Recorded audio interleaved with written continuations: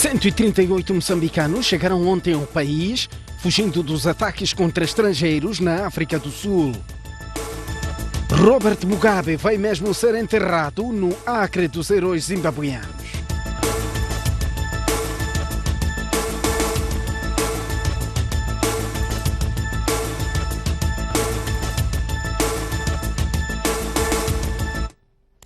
Muito boa noite, este é o jornal. Chegaram na noite de ontem ao país 138 moçambicanos repatriados da África do Sul devido aos ataques xenófobos. Os repatriados estão acomodados num centro provisório em Muamba, onde prevê-se que fiquem por pelo menos 72 horas.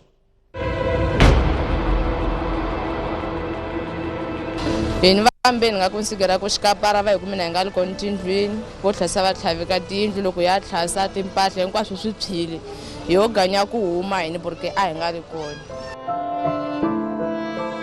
Despediram-se dos mais próximos e levaram consigo o pouco ou nada que sobrou das casas em chamas. Leswi ni nga boya na swilo leswi ni nga swi kuma lomu na va hi beki kona hinkwaswo leswi na na swona va hi sile. Tem 21 anos de idade e é mãe de 3 filhos. Chama-se Beatriz Mondlane e chegou na África do Sul em 2013, a convite do seu marido para juntos buscarem melhores condições de vida. Mas a lembrete ma vikinha ya ntsako ma nga khaluta kusukela de até hoje kuni a xenofobia é possível munhu a nghena ndlwini kwaku u kone a wu kone vo ku tlhaveka ni yindlu wa swa hupswa vana mhaka. Mas só 2 semanas foram suficientes para transformar o El Doirado, que era a terra do Rande, num verdadeiro inferno para os estrangeiros de países africanos residentes naquele país. E diga-se, foi por um milagre que Beatriz e seus filhos escaparam. Eu na África do Sul sou uma vendedora, saio de manhã, vou vender o que eu tenho na minha banca e daí começaram a dizer que estão a queimar casas, sei lá. E quando vou ao serviço eu vou com os meus filhos, consegui escapar desse jeito. Com a casa transformada em cinzas, sem escola e sem emprego, Beatriz Mondlane regressa ao país num mar de incertezas sobre como sustentará os 3 filhos. Que minha vida vejo melhor na África do Sul, em casa não sei o que fazer. O que também não sabe é se poderá contar com o apoio dos pais. Na África do Sul, Beatriz vendia roupas e vivia com seu marido, que apesar da onda de violência, insiste em continuar a vida naquele país.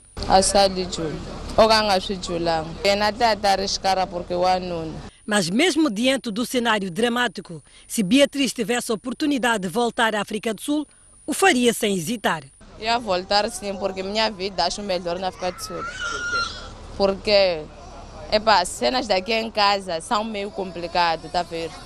Não há serviços, não há dinheiro, muitas pessoas verão outras coisas, porque logo o community é capaz de ir, vai sei lá.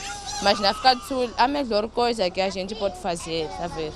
Há melhores coisas que se pode fazer na África do Sul, mas também há piores recordações na memória de Arsênia Mangata. Kubuwe xibamo e tumbela hansi segunda-feira siku va nga boya va va hisela a timpahla hinkwato a loko ni ku hi vuya andlwini hi fika hi tlhasa nhlamba ni etlela va boya madrogada ya vusiku loko va tlhasile vo tlhasa ni twe hi guwana ni etlelile se standi wa mina nghena a pfula xipfalo loko aka a ni humesa handle ni vona a mukhukhu se wa pfuza na timpahla lomu ndzeni a ni konsideranga ku huma na nchumu no huma ntsena a ve mina so salvara auvutomi byanga. U nga mi vona na va mu yisa a za ya? Un'wanyana wa buti va mu hisile i sala hi nenge ntsena vamamani va bidzi va hisiwile a va kumekanga vo hisiwa va hela hinkwavo. So hi kwartafera wa vhiki dzodzi kute lana hi li kona a holweni kuma vafana va bidzi va ku va ya va vona a tindlwini un'wanyana i tsemiwa i humesiwa marhumbu handle. E as razões para tamanha brutalidade são as de costume. Vamani va encaka va maxhosa la joni ni mazulu hikuva va lava la machangana vhela a mafambi va lava machangana makamu a ni swi tivi hi ma tekela mintirho mara va rhandzi ku tirha hi ne va mukhosi ho rhandza ku ti xavisela hi xavisela swimati hi tlhe hi luka. Arsênia Mangata é de Gaza. Tem 30 anos de idade e é mãe de 2 filhos, cujo pai abandonou-os e ela é a única esperança da sua família. Por isso viajou para a terra do Rand à procura de oportunidades de emprego. A ni swi tivi ni ta swi vona loko ni fikile kaya hikuva a ni na xa ku endla. Tal como Beatriz e Arsénia, mais 136 moçambicanos repatriados devido a ataques xenófobos na África do Sul desembarcaram por volta das 21 horas desta quinta-feira na fronteira de Ressane Garcia. Entre os repatriados estão crianças, mulheres e jovens, que alguns sem documentos. Um por um entravam nos serviços de imigração para regularizar a sua entrada no país. Depois de confirmadas as suas identidades, deu-se um grito de liberdade que se assemelha à de um escravo que ganha carta de alforria. 22 horas e 30 minutos. Já se entrava mesmo no território nacional, a Pátria Amada, mais concretamente no distrito de Moamba. É sobre estas terras cobertas de vegetação que se abriu um centro provisório para acolher os moçambicanos que escaparam da xenofobia que se vive na África do Sul. Há crianças envolvidas, há pessoas com determinadas enfermidades também que precisavam de alguns cuidados e foi preciso fazer-se um trabalho muito árduo. É neste centro provisório que estão acomodados 138 moçambicanos repatriados da África do Sul devido a ataques xenófobos. O INGC assegurou que estão criadas todas as condições para que dentro em breve cada um volte à sua província de origem. Então, nós achamos que as condições estão criadas e, em princípio, nas próximas 72 horas, em princípio, deveríamos já ter esta situação regularizada, pelo menos em relação a este número que já chegou. E enquanto não se legaliza a situação, os 138 moçambicanos que estão no centro vão recebendo cuidados médicos e alguns já preparam-se para dormir. Mas antes, o jantar. Eram esperados neste centro transitório 500 moçambicanos repatriados da África do Sul devido a ataques xenófobos. Entretanto, apenas 138 é que aceitaram voltar ao país de forma voluntária. Ou seja, grande parte continua na África do Sul. As imagens são de Abdul Manissa, Dário Costa para a STV. O atual e o ex-bastonários, assim que é, da Ordem dos Advogados de Moçambique, dizem que a SADC não está a fazer o que lhe compete enquanto comunidade para evitar ataques xenófobos na África do Sul. Está a virar moda que cidadãos estrangeiros de países africanos vivendo na África do Sul sejam barbaramente atacados pelos sul-africanos. Flávio Menete e Tomás Timbane dizem que isso é porque a SADC não está a tomar a sua posição enquanto comunidade. Lembro-me das palavras do Dr. Severino Ngwenha, a quando da 19ª Conferência Anual da SADC-LA, realizada em Maputo em agosto de 2018. Ngwenha falava-nos dos pressupostos e fundamentos de uma comunidade e eu percebi que chamávamos de comunidade a algo que ainda não é comunidade. Ou, pelo menos, os pressupostos não estão lá. E parece que os acontecimentos na África do Sul são também sinal disso. Eu creio que a SADC deveria ter um papel muito mais preponderante na resolução deste tipo de situações, mas infelizmente não é o que tem acontecido. A ajuda dos parceiros da comunidade é necessária, mas Timbane diz que o país também deve tomar as suas próprias medidas para evitar ser sempre uma das vítimas. É preciso que as pessoas não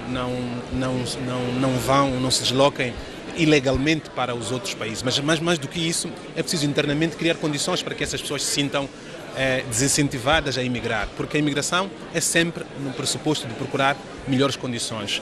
Mas mesmo assim, a partir da altura que as pessoas estão lá, creio que deve haver um maior acompanhamento dessas pessoas. Temos visto nos últimos tempos uma preocupação do governo no sentido de apoiar ainda mais os imigrantes, mas eu acho que ainda é insuficiente para aquilo que são as necessidades das pessoas.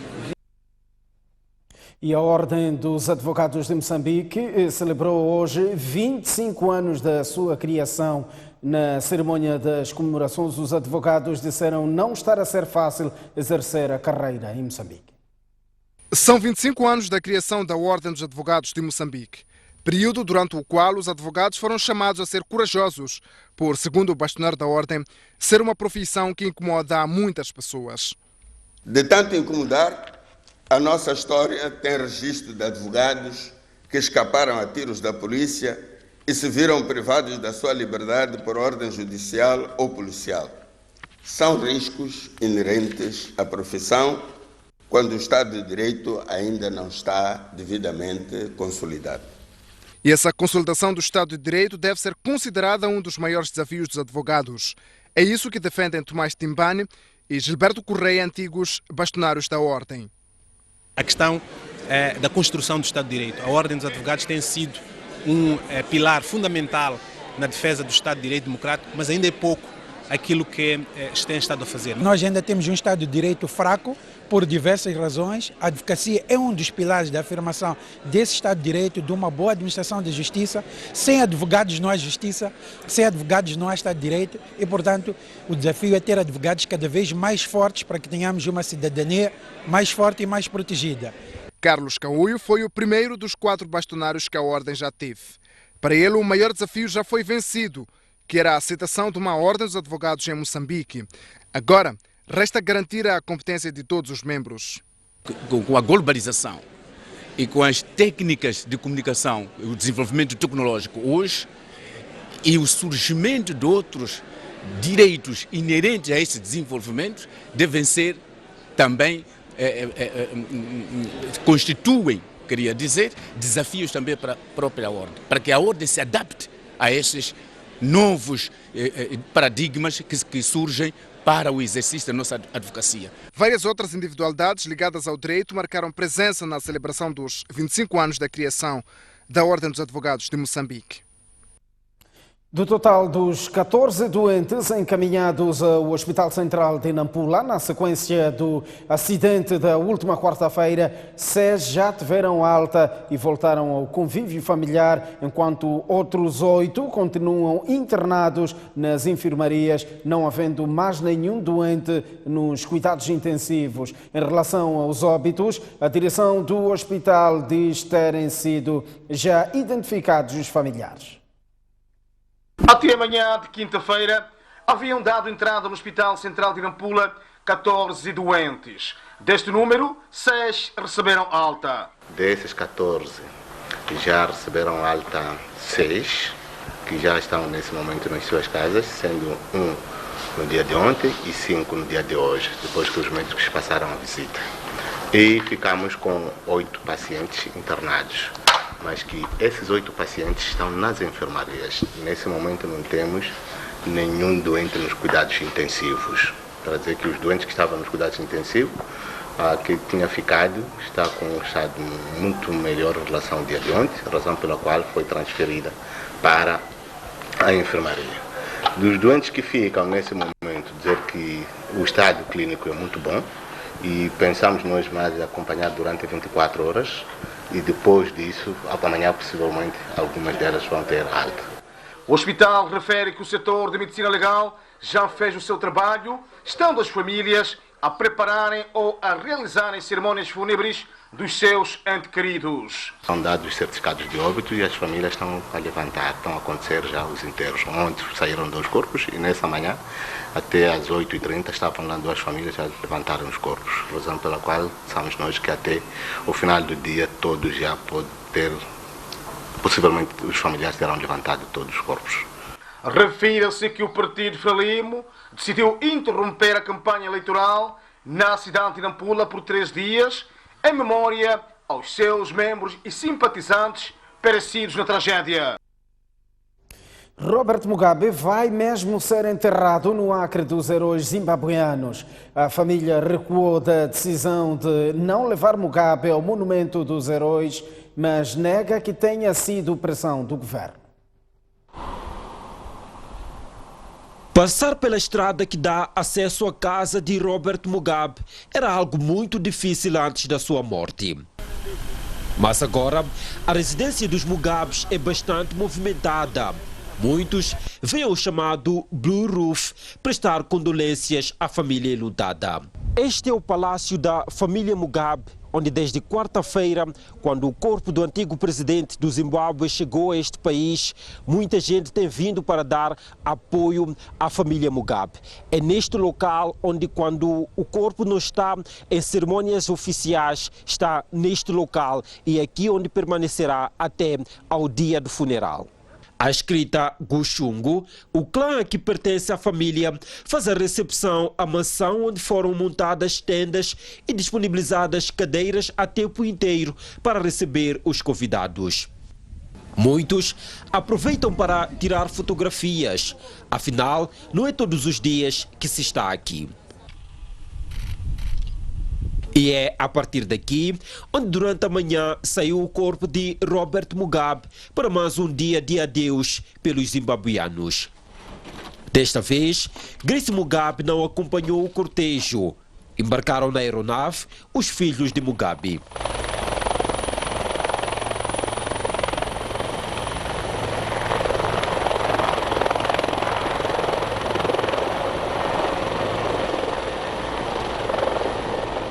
O destino era mais uma vez o Rufaro Stadium, para que os zimbabuianos que não puderam despedir-se de Mugabe esta quinta-feira pudessem o fazer.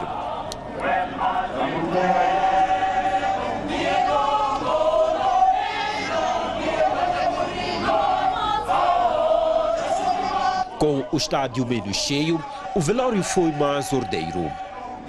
Em nome da família, o porta-voz, Leo Mugabe, informou que foi dada luz verde para que o enterro do antigo presidente aconteça no Acre dos Heróis.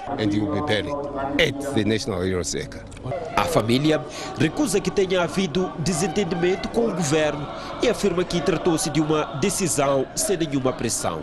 There were no difficulties in agreeing. The traditional leaders had not pronounced their decision.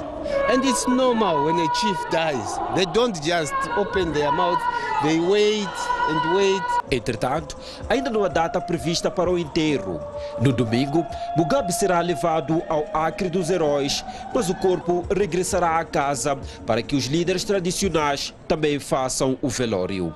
Where the government will do the normal function of burying a hero.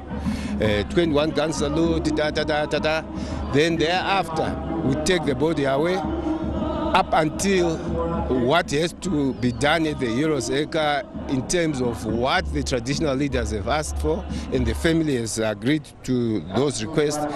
The works are, once they are completed, a private ceremony will then happen and he will be buried.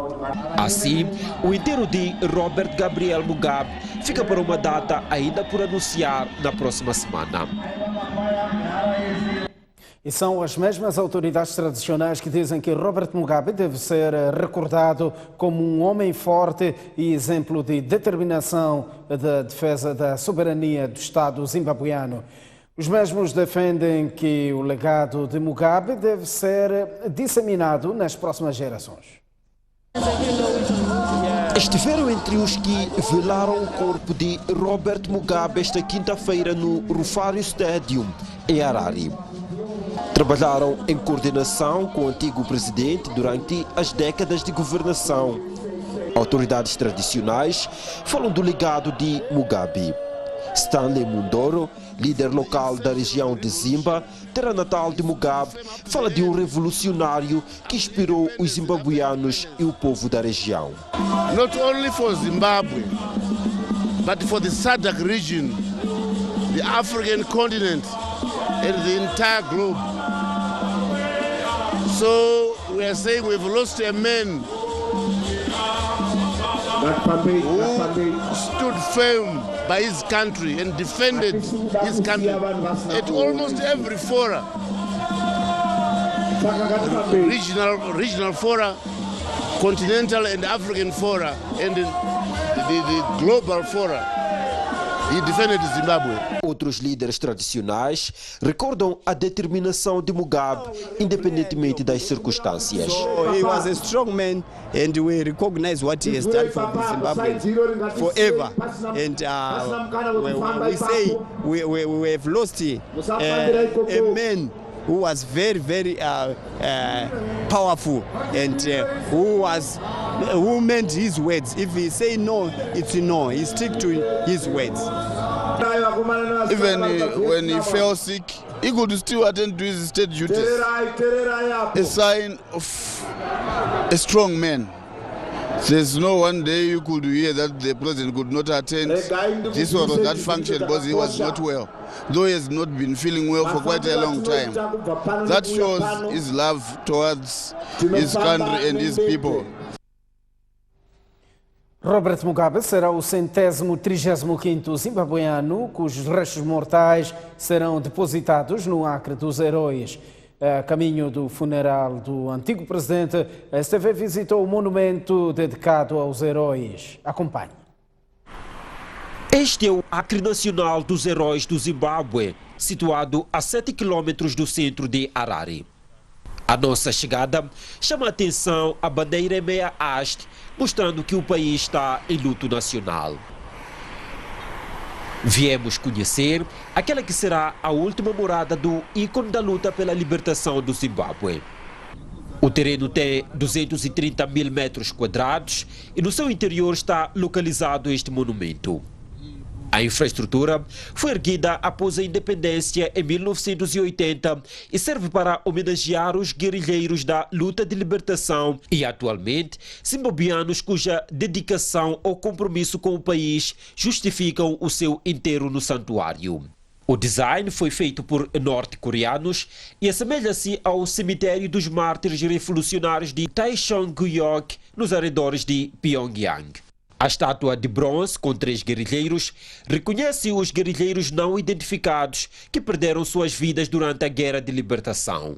Em lados opostos estão 2 listas com todos os nomes dos heróis cujos restos mortais aqui jazem, um dos quais é de Joshua Komu, vice-presidente do Zimbábue entre 1987 e 1999 e líder e fundador da ZAPU, movimento que uniu-se a ZANU para formar o partido ZANU-PF. Diferentemente da Praça dos Heróis Moçambicanos, onde os restos mortais dos heróis são depositados numa cripta, aqui no Zimbábue, o Acre dos Heróis está preparado para que os restos mortais sejam enterrados. Já estão aqui dezenas de heróis deste país e é para aqui onde virá Robert Gabriel Mugabe. A curadora do monumento fala de mais de 100 de heróis que estão aqui. Mugabe será o número 135. Currently we have 134 heroes and heroines who have been buried here at the National Heroes Acre, and the National Hero status is a status that is bestowed upon any individual, but this is done by the sitting president. For instance, in this moment, it is His Excellency President Mnangagwa who has the honor to confer National Hero status on any individual. Esta sexta-feira, após o aval da família para que o enterro aconteça aqui, várias equipas estiveram no Acre para preparar as condições necessárias, incluindo alguns filhos de Robert Mugabe que faziam se transportar nestas viaturas. Os preparativos ainda estão na fase inicial. Currently we are still at the very initial stages of the preparation, and the government is actually working towards ascertaining what can be done and what sort of structure we are going to put up in honor of the former late president. O monumento fica próximo ao National Sports Stadium, onde este sábado vai decorrer o velório com a presença de vários chefes de Estado e de governo. Pelo fato da confirmação da família ter sido dada apenas esta sexta-feira, o Acre dos Heróis ainda não identificou o local exato onde os restos mortais de Robert Mugabe serão depositados. É um trabalho que será feito nos próximos dias. Reportagem de Isaac Langa, Antônio Tiwa, a partir de Harare, nas exéquias fúnebres de Robert Mugabe, para a STV. Saímos a esta altura para um curto intervalo. Voltamos dentro de instantes com mais informação. Até já. Muito boa noite. Estamos ao 14º dia da campanha eleitoral.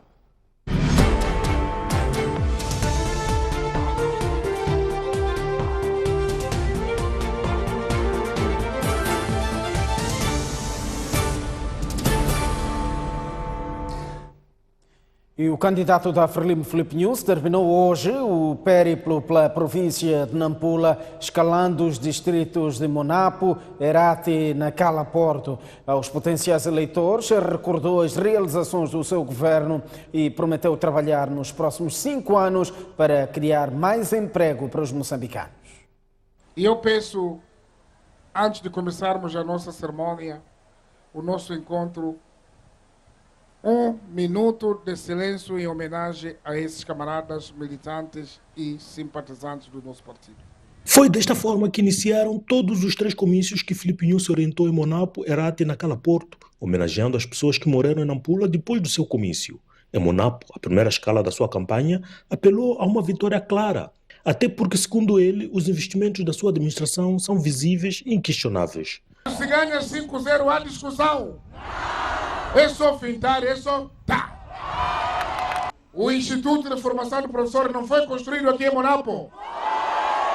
O Hospital de Cidade de Monapo não é o melhor distrito que tem. Quem que fez? Não é Frelimo? Então, 5-0. Não estamos a reparar aqui o sistema de água. Não estamos a reparar o sistema de água. Vão dizer, quando eu ganhar, vou trazer fábrica, vou trazer aquilo. Nós mobilizamos. Olamo não está aqui. Jacaranda, depois daquele Matanuca, não está aqui. Marura não está aqui. Irmãos, 5-0. Mas também deixou promessas de melhorar as condições de vida da população deste distrito. Vamos trabalhar com o setor privado, vamos mobilizar para mais fábricas aqui, para haver mais boteco. Estradas, construir hospitais, escolas, boteco. E vamos trabalhar também para criar um projeto de habitação para jovens. Nessa altura que se constrói boteco, mas também jovem vai viver bem. A seguir foi a Herate, um distrito que depende da agricultura. Nunes congratulou-se pelo fato dos camponeses de Herate terem respondido favoravelmente ao seu apelo de aumento da produção, que subiu de 500 mil toneladas em 2014 para 740 mil ano passado. Mas também foram cumpridas algumas promessas. Não venha mais aqui se não trazer energia. Não foi isso que disseram? Há ou não energia? Chegou ou não energia? Quando combinamos, fazemos ou não fazemos? Cheguei lá, encontrei crianças de novo sem sala. Eu disse, vamos aumentar a sala. Queres não taca? Já tem sala nova ou não tem? Se for eleito, Nunes promete incrementar o apoio à agricultura, assim como atrair a vontade dos investimentos para este distrito. Às vezes não há fome em Moçambique. Não custa a vida, cara. Jovens não ficam sem emprego. Não falta suruco. Muitos problemas hão de acabar. A estrada há de vir, porque do boteco vai se produzir dinheiro e com esse dinheiro alguns vão pagar impostos e depois desses impostos vamos construir estradas, hospitais, escolas. A campanha do candidato da Frelimo em Nampula viria a terminar em Nacala Porto, que nas últimas eleições entregou o município à oposição. Mas mesmo assim, Filipe Nunes aponta projetos estruturantes que o seu governo está a implementar nesta cidade. Não reabilitamos água, mas não chega porque temos que mudar a tubagem, está podre. É preciso substituir a tubagem para a água ir aos bairros, ou não é? É a Frelimo que está a fazer.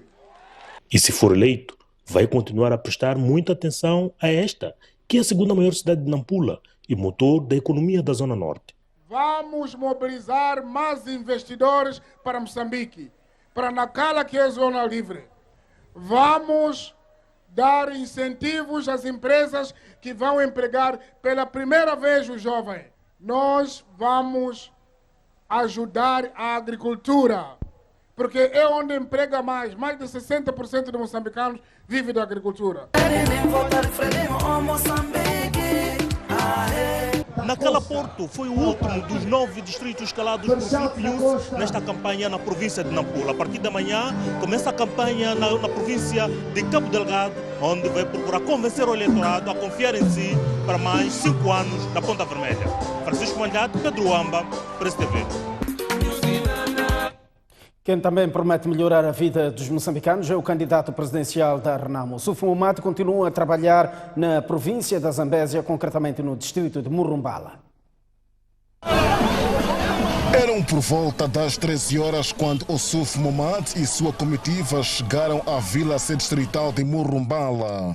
Os membros de seu partido receberam o líder logo à entrada da vila e seguiram juntos até a sede distrital do partido, onde decorreu o comício. Na ocasião, o candidato da Renamo falou do nível de transitabilidade no distrito. Até a coluna já está a me doer. Vocês não têm estrada aqui. Não é verdade? Não tem estrada. Aquela ali não é nenhuma estrada aqui. 44 anos a governarem, não conseguem fazer uma estrada para Murumbala.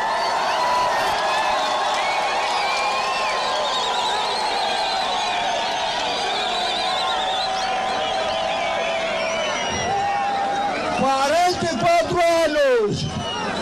44 anos! Quem tem 44 anos aqui? Quem? Já tem barbas brancas, não é verdade? Eles não conseguiram fazer nada. Ossufo Momade foi contundente no seu discurso quanto à atual governação. Disse que o atual executivo não está a trabalhar em prol do desenvolvimento.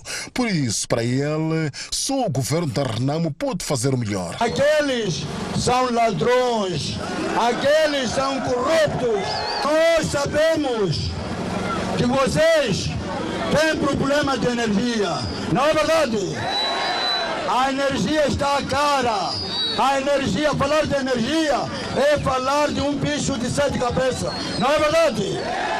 No dia 15 de outubro, vão lá na Assembleia de Voto para votarem na Renamo e no Ossufo Momade. Ossufo Momade apresentou na ocasião aos presentes Manuel de Araújo, cabeça de lista da Renamo, a cargo de governador provincial da Zambésia. Nas eleições deste ano, de Araújo disse o seguinte: Murumbala produzia ntongue ou não produzia ntongue? Murumbala tinha fábrica de ntongue ou não tinha fábrica? Os jovens trabalhavam na fábrica ou não trabalhavam? As minhas mães trabalhavam na fábrica ou não trabalhavam? Quem estragou a fábrica de ntongue de Murumbala? Quem estragou a fábrica? Foram eles ou não foram eles? Foram eles ou não foram eles? Então, com o governo do Papá Ossufo Momade, nós vamos trazer não só a fábrica de ntongue aqui de Murumbala, mas outras fábricas para a juventude, para os meus pais, para as minhas mães poderem ter emprego. Do resto, são estas as incidências de caça ao voto de Ossufo Momade ao nível da vila-sede do distrito de Murumbala. Lembre-se que os dados parciais do recenseamento eleitoral deste ano indicam que foram inscritos só em Murumbala pouco mais de 120 mil eleitores que no dia 15 de outubro são esperados nas urnas para fazer o seu voto. Imagens de Verson Paulo, Jorge Marques STV, a partir de Murumbala, na cobertura do candidato da Renamo. David Simango diz que a melhor forma de combater o conflito armado em Cabo Delgado passa por estudar o problema, entender as motivações e evitar a repreensão com o uso da força, porque gera mais violência. O candidato do MDM voltou repisou a inclusão da população na exploração de recursos naturais. Logo cedo fez-se às comunidades. Por onde passava, encontrava gente a manifestar simpatia pelo movimento democrático de Moçambique. E como disse ontem, é preciso espalhar sorrisos, carinho e até mesmo abraços. Aqui foi no distrito de Anquabe. Mas a grande marcha do dia indicava uma direção, o distrito de Montepuez. Na vila-sede, David Simango andou de carro e caminhou, enquanto conquistava os jovens vendedores. Em plena sexta-feira 13, este sal até podia ter servido para estancar as bruxas, só que o seu aspecto não parecia muito simpático. Mas, porque estava ali com comerciantes, Davis falou de empreendedorismo num distrito rico em pedras preciosas e semi-preciosas, rubis, ouro e madeira. Por isso, na conversa que eu fiz com os jovens no mercado, procurei entender como é que fazem o negócio deles. Vi alguns a venderem sal, vi outros a vender vários produtos. Mas a minha grande preocupação é que os jovens têm que ser empreendedores. É possível fazer crescer esse negócio. Lembrar os jovens que o futuro é nosso. As dificuldades que passamos hoje devem nos encorajar a tomarmos a decisão no dia 15 de outubro. A jornada do candidato presidencial do MDM ainda não estava completa. O caminho ainda lhe reservava alguns quilômetros pela frente. Depois da recepção na vila sede do distrito de Montepuez, Davis Mango e a sua caravana vieram até esta localidade que dista 35 quilômetros. Uma zona muito pacata, em que faltam muitas infraestruturas sociais. A população denuncia a não existência de furos de água, mas também as dificuldades para ter acesso a unidades sanitárias. Para podermos ter a questão das unidades sanitárias, temos que percorrer uma distância de 10 quilômetros da localidade para na sede do posto administrativo. Portanto, que aqui na localidade não temos nenhuma unidade sanitária.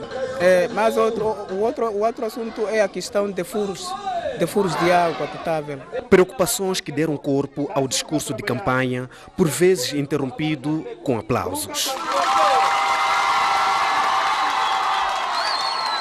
Fui notar também, aqui não há posto de saúde.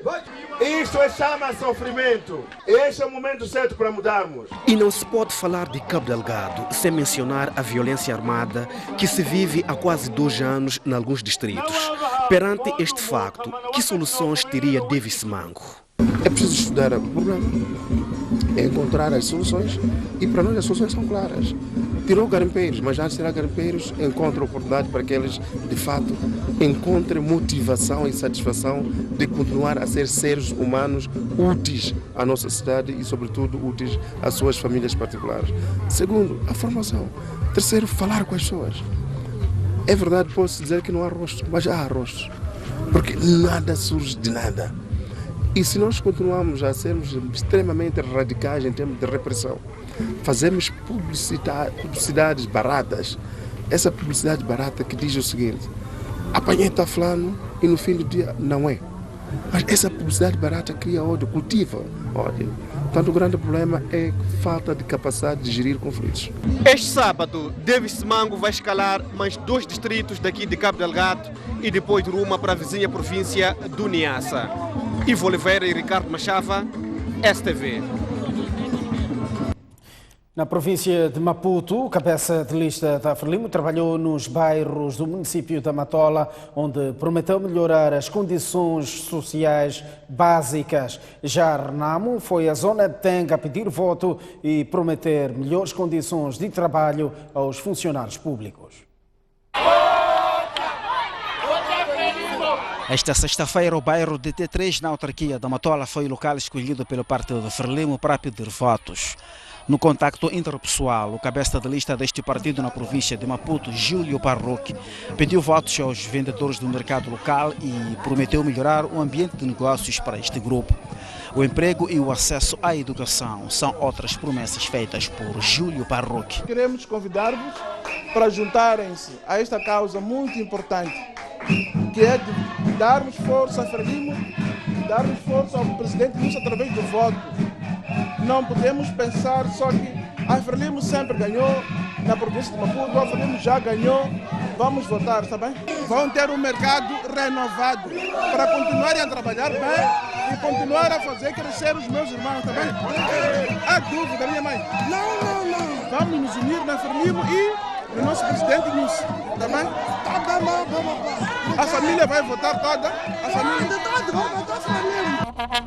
Já o cabeça de lista da Renamo na província de Maputo, Antônio Muxanga, foi à Antenga fazer promessas de uma governação transparente e de melhores condições de trabalho para os funcionários públicos. Nós não queremos pagar dívidas que não são nossas. Não queremos pagar dívidas de ladrões da Frelimo. Cada ladrão tem que pagar pelo seu ato, não é? Então os moçambicanos não podem continuar a votar nesses que governam. Vamos votar em Ossufo Momadi e votar no partido Renamo. Viva Renamo! Viva! A Renamo, na cidade de Nampula, saiu à rua e manteve contacto com os vendedores do mercado do Matadouro no bairro de Muatala e auscultou as suas preocupações. A Renamo promete mobilizar investidores que vão revitalizar as indústrias estatais que refere estarem paralisadas. A Renamo esteve no bairro de Muatala com foco no mercado do Matadouro. De banca em banca, a brigada encabeçada por Arnaldo Chalaua, porta-voz provincial e candidato a deputado da Assembleia da República, e o delegado da cidade pediam votos aos jovens vendedores em troca de melhores condições. Quais são os problemas que preocupam assim? A vida, o emprego. Portanto, a Renamo promete o emprego para si. Nós vamos mobilizar pessoas que vivem no estrangeiro. Estamos a falar de empresários que virão aqui em Moçambique e nós vamos criar formas de como eles empregarem aos nossos irmãos. Então, nós contamos com o seu voto para a gestão dos problemas da juventude, o emprego. Arnaldo Chalaua criticou o facto de algumas fábricas se encontrarem paralisadas e abandonadas. Nós vamos recuperar aquelas fábricas que foram alienadas, aquelas fábricas que foram vendidas. Moçambique, como um Estado, tem que ter um patrimônio. E esse patrimônio todo que foi roubado pela Frelimo, a Renamo vai resgatar. Vamos devolver a Texmoc para os moçambicanos, vamos trazer a Soger para os moçambicanos, vamos trazer todas as empresas que caíram na falência por cada má política de gestão, por causa da corrupção, por causa do nepotismo, por causa de tudo aquilo que tem a ver com o decíduo da desgraça dos moçambicanos. No período da tarde, os membros da Renamo trabalharam divididos em brigadas mais reduzidas através de contacto porta a porta. Em Manica, a Frelimo faz uma avaliação positiva dos 13 dias de campanha eleitoral e já fala de vitória do partido nas eleições de 15 de outubro. Já o MDM voltou a acusar a Frelimo de praticar ilícitos eleitorais, enquanto que a Renamo continua a pedir votos no distrito de Barue.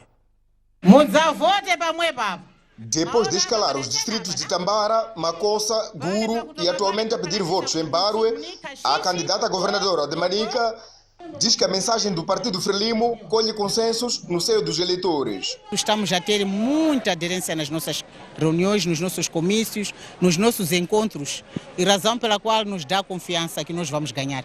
Província de Manica, vamos ganhar. A vitória é certa para o presidente Filipe Jacinto Nyusi, a vitória é certa para a Frelimo. E a vitória é certa para mim, que sou cabeça de lista, porque ao votarem na Frelimo, estarão a votar na figura de governadora e nós vamos vencer eleições na província de Manica. Balanço muito positivo, trabalhamos em Makossa, houve muita aderência, trabalhamos em Tambara, sítios um pouco críticos que tínhamos, já estão muito abençoadas por causa da motivação, daquilo que a própria população fala, daquilo que são as nossas realizações e aquilo que eles querem mais.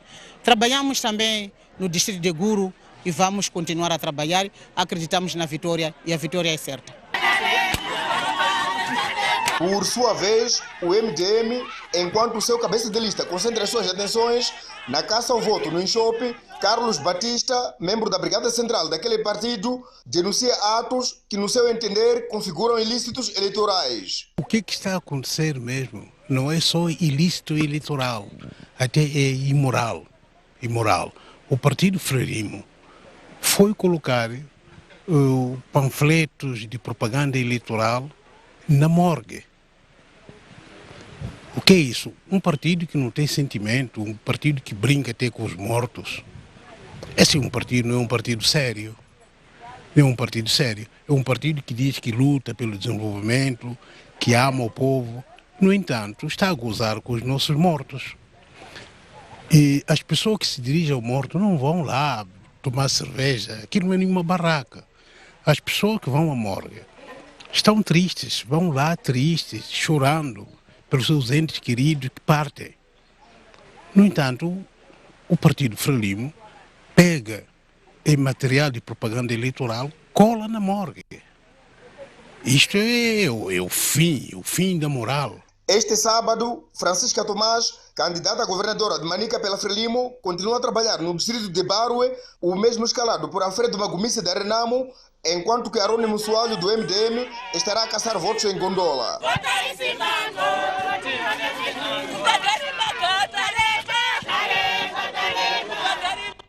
O cabeça de lista da Frelimo em Inhambane trabalhou hoje no distrito de Omuine, onde prometeu construir várias infraestruturas sociais. O Movimento Democrático de Moçambique também esteve a trabalhar no distrito em campanha porta a porta.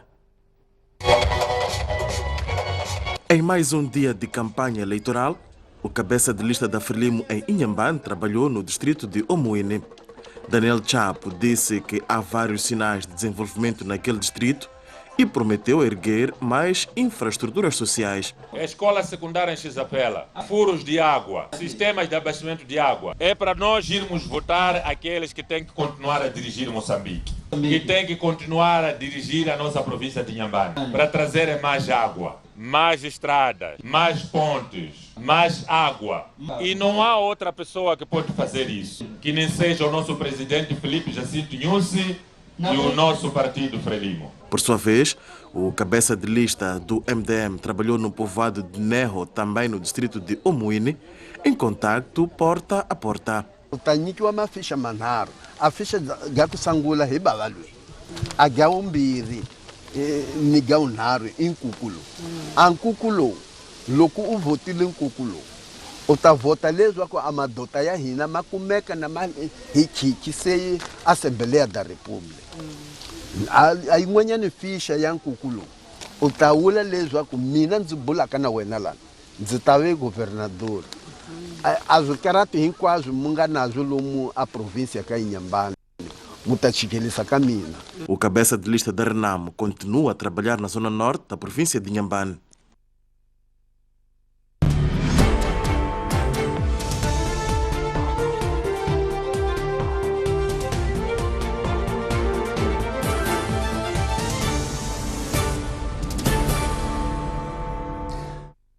Próximo bloco, há comentários sobre o olhar de Tomás Vieira Mário. Estamos à porta de mais um intervalo, mas antes está tempo para as principais cidades moçambicanas. Maputo irá registrar amanhã, sábado, 25 graus de máxima e 17 de mínima. 26 graus de máxima para Xai-Xai, 19 de mínima. 27 graus de máxima em Inhambane e 21 de mínima. No centro do país, 39 de máxima para Tete, 22 de mínima. 33 graus de máxima no Chimoio e 17 de mínima, 29 graus de máxima na Beira e 19 de mínima, 31 graus de máxima em Quilimane e 21 de mínima. Norte do país, 29 graus de máxima para Lixinga e 15 de mínima, 29 também de máxima em Pemba e 21 de mínima, 32 graus de máxima em Nampula e 19 de mínima. Até já!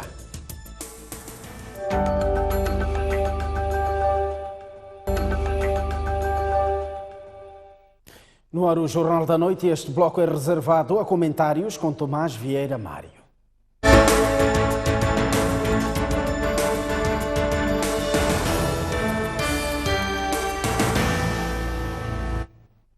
Ora bem, vamos olhar para 3 temas.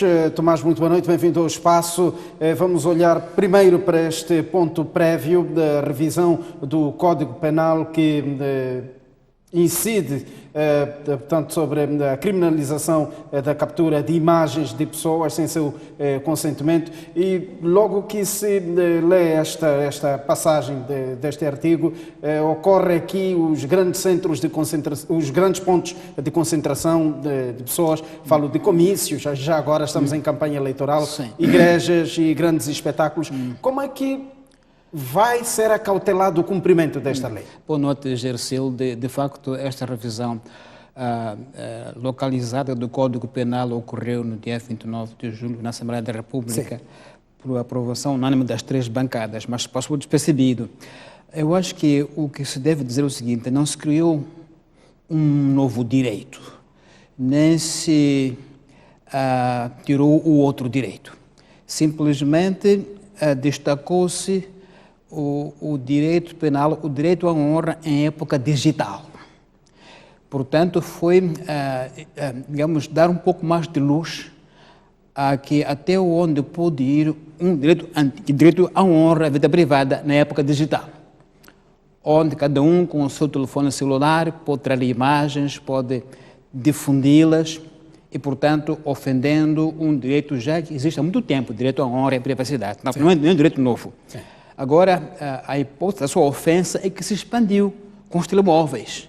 Então, aqui essa revisão procura dar um pouco mais de luz a que até onde podemos ofender a honra e a privacidade usando meios digitais. Não era antes o caso. E, portanto, aqui penso que a motivação... Será este algum adereço ao capítulo dos crimes cibernéticos, por exemplo? Já tivemos uma situação dessas, penso que foi no ano passado, em que esteve em debate. Sim, acrescenta um pouco nisso, se tivermos em conta que é tudo na base da internet. Sim.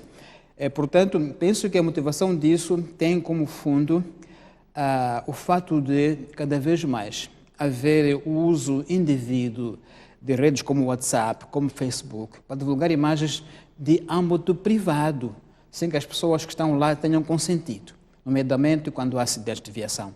Temos visto vídeos muito chocantes em que pessoas que testemunham um acidente de viação, muito longe de pensar em procurar socorro, procuram filmar e partilhar. E isso, claro, que ofende as pessoas que estão ali nas imagens, pessoas que estão em condições de muita aflição, às vezes sem sangue, e alguém está apenas a filmar, divulgar imagens. É questão de sua ordem de dignidade. Também a questão, por exemplo, hoje em dia há muitas igrejas evangélicas que usam um pouco a filmagem dos seus crentes. Olha, um crente, quando vai à igreja, ele vai a um lugar privado. A sua relação com Deus é íntima. É ele e Deus. Não é uma relação dele com o público. E, portanto, a menos que ele o consinta, ele foi a um sítio onde se quer recolher na sua fé com Deus. E o pior é quando essas imagens, mais do que colocar pessoas que não consentiram, serem para propagandear igrejas. Ou seja, o crente é instrumento de publicidade.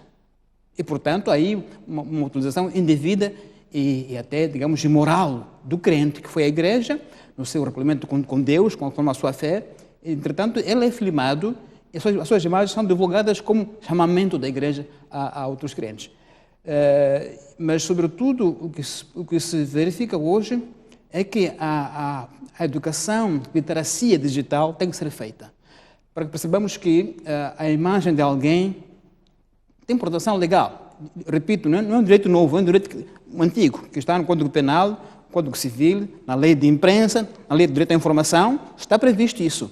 Agora, não era muito claro que esse direito fosse virado através dos WhatsApps, de telefones celulares. Parecia que o fato de eu estar com uma distância no meu telefone celular já não é crime. Ou seja, as pessoas sabem que não podem colocar imagens de outros no jornal, sobretudo imagens privadas.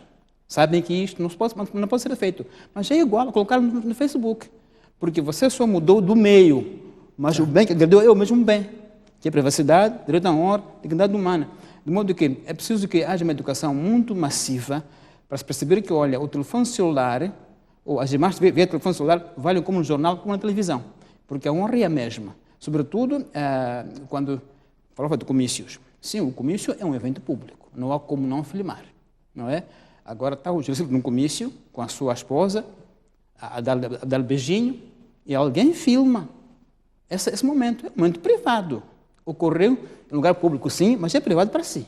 Então, uma coisa é o comício, outra coisa é eu estar lá com minha esposa e dar beijinho a alguém fotografar. Isso já agrediu minha vida privada. Portanto, não há nisso confusão nenhuma. Pelo contrário, se, por exemplo, um deputado está no parlamento, está a dormir, aí já não é privado.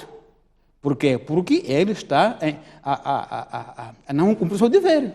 Está ali como deputado, não para dormir. Não pode dizer que isso é um assunto privado, meu sono. Não, já ali não, porque ele está ali numa função pública. E, portanto, não está cumprindo, está dormindo. Aí já pode ser o senhor filmar.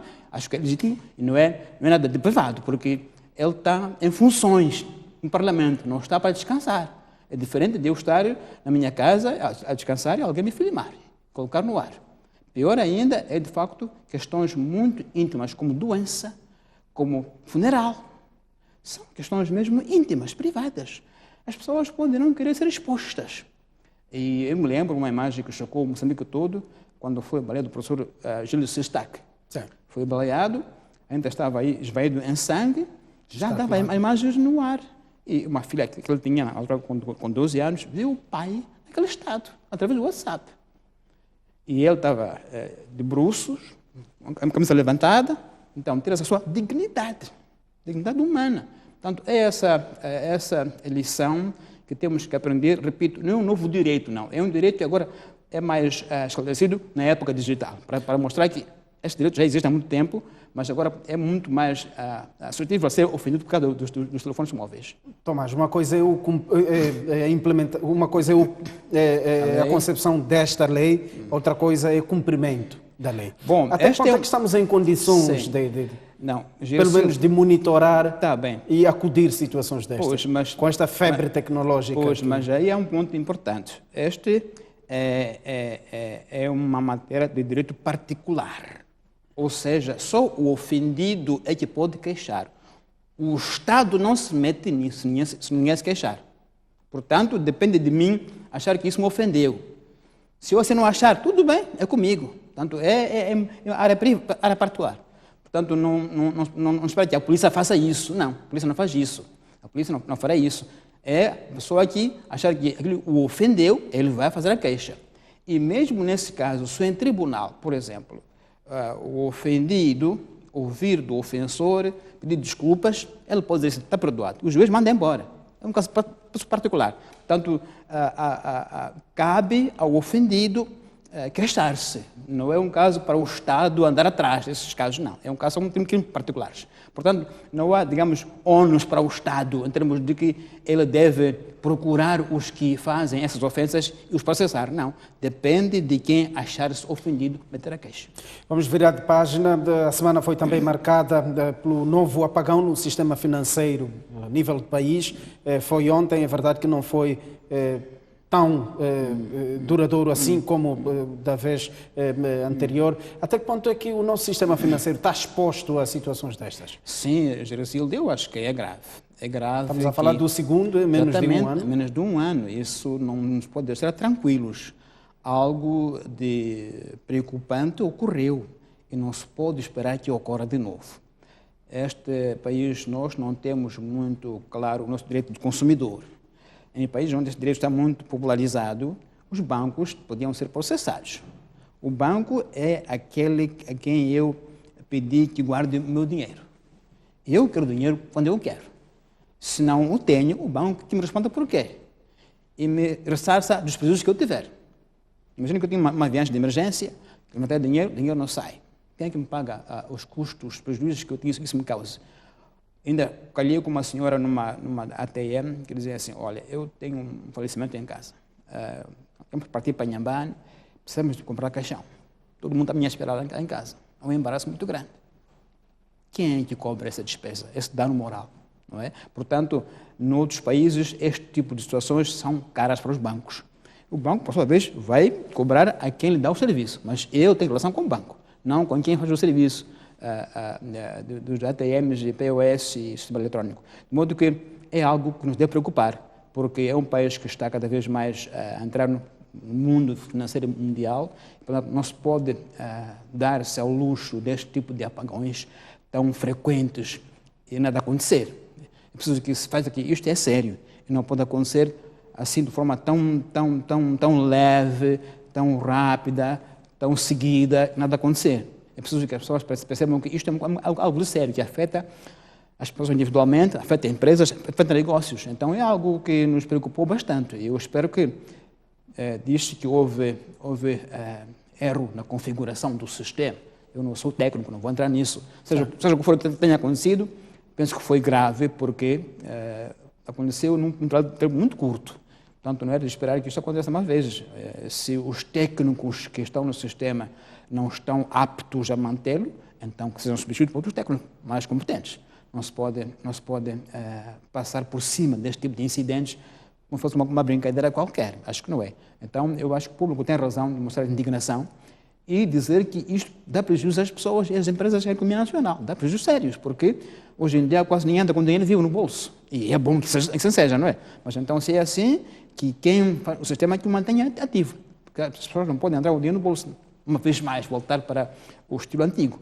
Mas temos que ter o sistema financeiro eletrónico em condições de fiabilidade e segurança. O nosso último tema está ligado à campanha eleitoral. Estamos no 14º dia. Que olhar é que Tomás Vieira Mário lança sobre este processo a nível nacional? Sim. Temos os partidos a desdobrarem-se atrás da... Estamos já 2 semanas de campanha. Sim. Eu acho que o figurino não mudou muito desde que iniciou a campanha. Aquilo que acho que é muita pena é que o elemento que deveria ser o elemento diferenciador, que é a eleição provincial, não está a destacar-se. Porque é a primeira vez que vamos ter governadores eleitos como cabeça de lista. Sim. Mas eles aparecem mais a falar do candidato presidencial. Do candidato presidencial. Sim, não falam de si próprios. Nem nos dizem o que querem fazer na sua província. Então, diluiu-se um pouco a eleição provincial, que era, digo eu, o diferencial desta campanha, que era o momento em que íamos ver o que é que na Zambésia vai ser feito, o que é específico e que é novo em Inhambane, em Gaza, mas não ouvimos isso. Ouvimos os cabeças de lista a falar do candidato presidencial, de forma sistemática e continuada. Aliás, os cabeças de lista a serem apresentados até pelo candidato presidencial. Tanto a ser ofuscado uma vez mais. Então, acho que isso é uma pena, porque deveríamos perceber agora este novo elemento provincial a vir com mais destaque, a vir com mais visibilidade. Mas, se calhar, o sistema que nós temos, em que este cabeça da lista é quase indicado pelo candidato presidencial, portanto, tem muita dependência do candidato presidencial, não tem muita autonomia para se mostrar, para sair um pouco do candidato presidencial, mas isso ofusca, então, a província, ofusca aquilo que seria a novidade desta campanha. Isto é um aspecto. O outro aspecto, talvez, bom, nós somos comunicadores, algo que não nos passa despercebido. Eu vejo, por exemplo, nos candidatos da oposição, vejo-os todos muito zangados, todos com o senho fechado e com zanga, então, falam zangados. E isso, em termos de imagem, não é muito, não ajuda muito. Eu acho que tem que, quem quer que seja que os aconselhe, a ter uma imagem mais simpática, sobretudo a sair do discurso de negar, para o de afirmar, que não queremos isto, combatemos isto. Depois quer fazer o quê? Depois de combater, quer fazer o quê? Então, acho que ainda é muito discurso de negação e não de afirmação. As pessoas querem ouvir ideias novas, não querem ouvir combater ideias velhas, porque isso não motiva, não é? Se diz combater a pobreza, é para quê? Talvez dizer que desenvolver o país, ou desenvolver a província, em vez de combater a pobreza. Quer dizer, ser mais para o positivo, não para negar. Eu acho que é uma escola que aprendemos do Partido da Independência, que nos trouxe a ideia de combater o colonialismo, combater a pobreza, combater a fome. Então, ficamos todos no combater. Mas acho que é bom agora mudar um pouco mais para o fazer, promover. Este discurso pode nos trazer uma imagem mais clara do que você quer fazer, não do que você nega, não é? Então, acho que há muita negação, em vez de afirmação, no discurso político da campanha.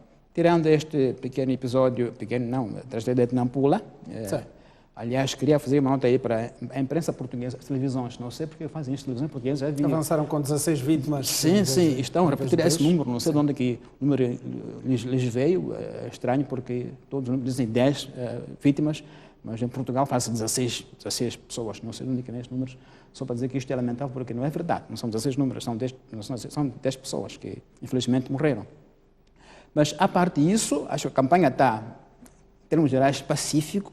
Claro que há um ou outro episódio, sobretudo cá no sul do país, há sempre aqueles episódios que nós estamos, infelizmente, habituados a assistir, de alguma intolerância, mas, felizmente, não tem sido em termos de incidentes graves que possam perigar a segurança das pessoas. De qualquer modo, não seria de esperar que ainda tivesse esse tipo de incidentes em que se procura bloquear este ou aquele candidato, porque penso que não é por aí que se ganha ou se perde, não é bloqueando um ou outro. É uma mensagem cativante, inovadora e que traz conteúdo sério que faz você ganhar ou perder, não é bloqueando um ou outro. Então, de modo geral, a minha nota é que, pronto, a oposição tem um discurso de muita negação, um discurso muito zangado, não é? não atrativo. Pelo contrário, o candidato da Frelimo tem um discurso, tem uma aparência de muita simpatia, em termos físicos, em termos de abordagem com o público, está mais solto, está mais simpático. E isso faz diferença numa campanha como esta, em que até há mais show de conteúdo. Então, se é o show, então faça um show alegre, um show zangado, como parece ser a oposição. Tomás, olhamos para o timing desta campanha. É verdade que é normal para os candidatos presidenciais, mas para as eleições a governadores provinciais. 40 dias, mais de 40 dias, não estaremos a esticar a corda por demais, tanto do ponto de vista logístico dos partidos, assim como do ponto de vista de abordagem e argumentos para convencer o eleitorado? Pois, eu acho que, sobretudo porque eu acho que o discurso que todo mundo tem esgota em 10 dias. Então, os 30 que restam é só shows e repetição. Não tem novidade nenhuma, de facto, não há novidade nenhuma para 40 dias. Quem fez a lei pensou em termos de que o país é muito extenso, mas ninguém vai a todo o país. Já não há recursos para isso, não é? E, portanto, é uma visão equivocada. Depois, não há mensagem tão inovadora que o candidato possa, durante 40 dias, dar novidade às pessoas. Apenas vai distribuir com panfletos, a sua cara e fazer shows. Então, eu acho que é muito tempo que não tem fundamentação, realmente, em termos de que os partidos querem esse tempo. Nem usam o tempo de antena da televisão e da Rádio Moçambique, não usam o tempo de antena, que já está pago. O que mostra que são partidos políticos, de facto, impreparados para a campanha. Não usam o tempo de antena. Você liga a rádio, eu uso muito a rádio de manhã à tarde, há sempre ali um vazio. Há sempre ali um vazio dos partidos que não usam o tempo de antena. Reservado. Quer dizer que não tem mensagens, mesmo para o espaço que o Estado não oferece.